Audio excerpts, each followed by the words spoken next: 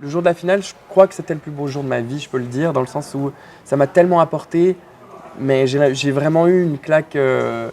Vraiment, ça a été aussi un déclic dans énormément de choses dans ma vie personnelle. Donc ça a été vraiment quelque chose qui a bousculé ma vie.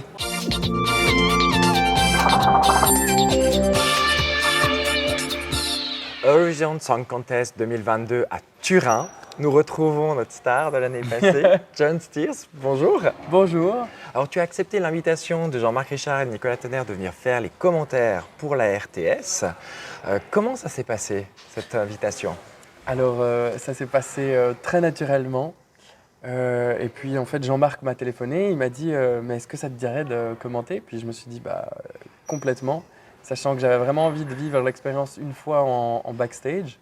Et du coup, je suis trop content parce qu'en plus, j'aime bien parler, donc ça va être super. Donc, après ta troisième place donc, de l'année passée, qu'est-ce que ça te fait de revenir dans l'Eurovision Bubble? Alors, pour moi, ça me fait énormément de plaisir déjà parce que je retrouve la joie que j'avais quand j'étais là la dernière fois, enfin, à Rotterdam. Après, je pense que ça va être chouette aussi de redécouvrir parce que aussi moi j'ai eu quand même une édition spéciale à cause du Covid, donc j'ai hâte de retrouver un peu, on va dire, de voir à quoi ça ressemble aussi quand c'est moins restrictif. Et puis oui, voir d'autres candidats, enfin d'autres talents, d'autres artistes.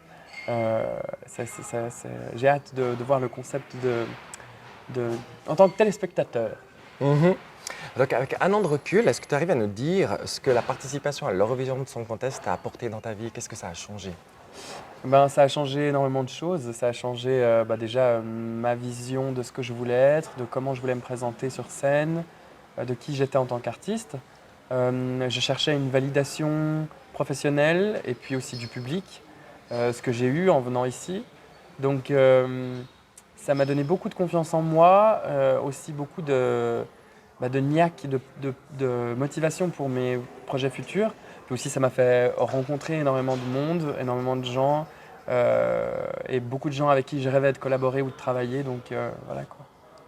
Donc, on a un fan qui nous disait la semaine dernière, comme quoi, avec ta chanson Silhouette, si tu étais de retour, tu serais de nouveau au premier rang pour la Trop Suisse. chou. Est-ce que ça te dirait de revenir et puis de vivre un Eurovision Song Contest sans restriction, de le vivre pleinement? En prenant le taxi, en venant jusqu'à l'hôtel, je me suis dit quand même, je me suis imaginé un scénario complètement fou où je me voyais bien écrire une chanson pour un autre artiste et moi participer la même année pour voir entre ma chanson et moi qui irait le plus loin. Mais ouais, non, j'aimerais beaucoup écrire en fait. J'aimerais beaucoup pouvoir écrire euh, pour un artiste qui représenterait un pays, pourquoi pas la Suisse, franchement. Mhm.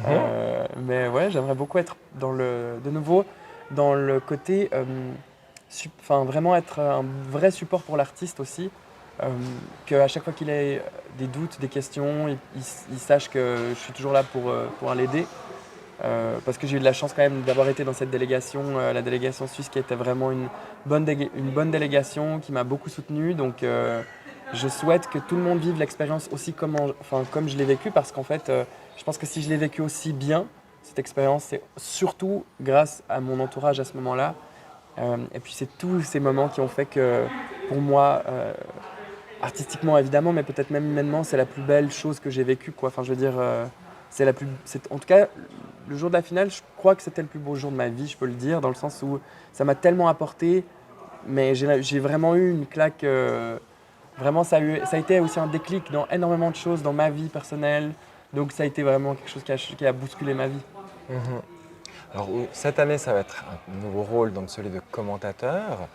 Est-ce que tu t'es préparé? Tu as regardé les demi-finales, enfin la première demi-finale, la deuxième? J'ai regardé la première demi-finale. Et puis, oui, alors, en fait, me préparer pas trop. Je pense que j'essaye quand même de rester très instinctif, intuitif. Et puis, je pense que ce qui va faire aussi peut-être le côté plus ludique de ma présentation, c'est le fait que comme j'y étais l'année passée, je vais aussi peut-être, je vais révéler par-ci par-là, je pense, des petits secrets de backstage, ou bien, je pense que je vais pouvoir aussi dire des choses. Voilà, que peut-être le public sait moins, en fait, connaît Mhm. moins parce que justement, ils ont peut-être moins l'habitude d'avoir quelqu'un qui a déjà participé, présenté, commenté. Je me demande même si c'est pas la première fois. Et il y a eu Bastien Becker qui a fait les commentaires. Oui, mais il à n'avait Tel jamais fait Aviv, l'Eurovision. mais il n'a jamais fait Ah, voilà. l'Eurovision. Donc effectivement, c'est un nouveau trio, mais avec cette expérience du terrain que tu as. Ouais, en effet, ouais. Donc ça peut être, Ouais. ça peut être un apport assez chouette pour les téléspectateurs.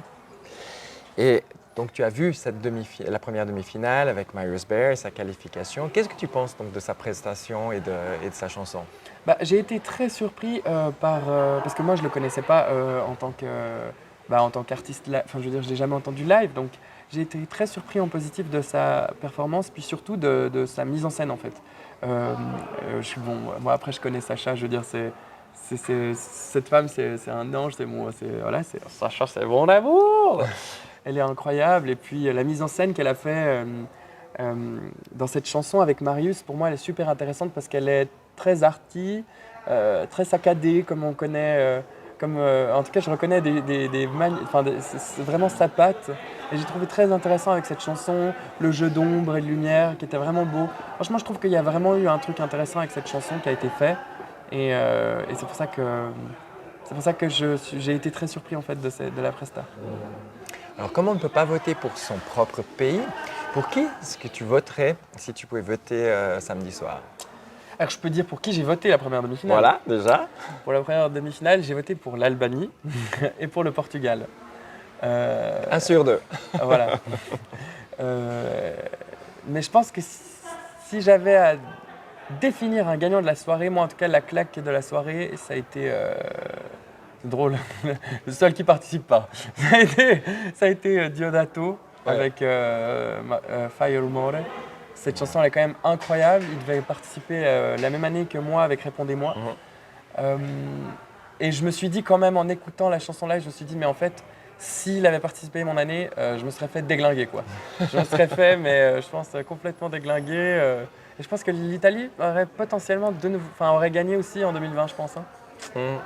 Donc On ne sait pas. Mais bon. on ne saura jamais. Exactement. Et puis après cette Eurovision, quelle va être ton actualité? Qu'est-ce que tu as prévu de faire? Alors là, j'enregistre mon album dans 2 semaines à Paris avec un producteur anglais avec qui je rêvais de travailler. Donc je suis super content et puis ça se passe petit à petit. Il y a encore des chansons qui vont se composer à droite à gauche. Maintenant, il faut voir aussi les occasions. Voilà, c'est un peu la construction de l'album, quoi. C'est le puzzle. Alors merci beaucoup en tout cas pour le temps que tu nous as accordé. Bonne chance pour ce rôle de commentateur. Merci On espère beaucoup. que tu vas prendre goût et puis peut-être alors à très bientôt en tant que compositeur, artiste. Qui sait, tout est ouvert. On C'est sera ça. très, très content de te revoir. Bah à bientôt et à la prochaine avec plaisir aussi. Allez, bisous.